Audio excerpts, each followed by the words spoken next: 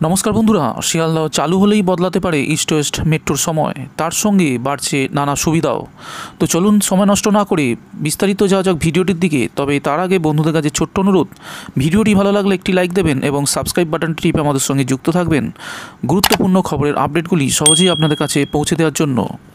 রাত 8টার পরে মেট্রো স্টেশনে এসে দেখলেন শেষ মেট্রো চলে গিয়েছে। সেদিন এবার হয়তো অতীত হতে চলেছে। পরিষেবা আরও উন্নত হচ্ছে ইস্ট ওয়েস্ট মেট্রোতে। সূত্রের খবর, এবার সকাল 7টা থেকে রাত 9টা পর্যন্ত পরিষেবা মিলতে পারে।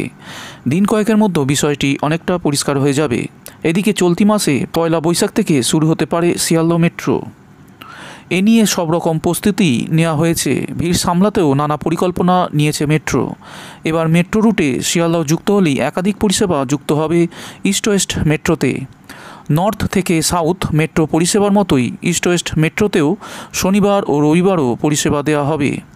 মোটের ওপর রুটের মধ্যে শিয়ালদহ যুক্ত হলেই পরিষেবা এক ধাক্কায় বদলে যেতে পারে অনেকটাই।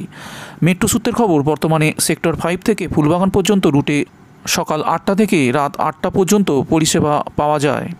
এবার শিয়ালদহ মেট্রো চালু হলেই সেই সময় বদল হতে পারে। সব কিছু ঠিকঠাক থাকলে সকাল 7টা থেকে রাত 9টা পর্যন্ত মেট্রো পরিষেবা চালু হতে পারে। এর জেরে শুধু অফিস যাত্রীদের নয়, সুবিধা হবে অন্যান্য মেট্রো যাত্রীদেরও। এই রুটে ভিড় সামাল দিতে মেট্রোর সংখ্যাও বৃদ্ধি করা হতে পারে। তবে সবটাই নির্ভর করছে কবে শিয়ালদহ মেট্রো চালু হবে তার ওপর।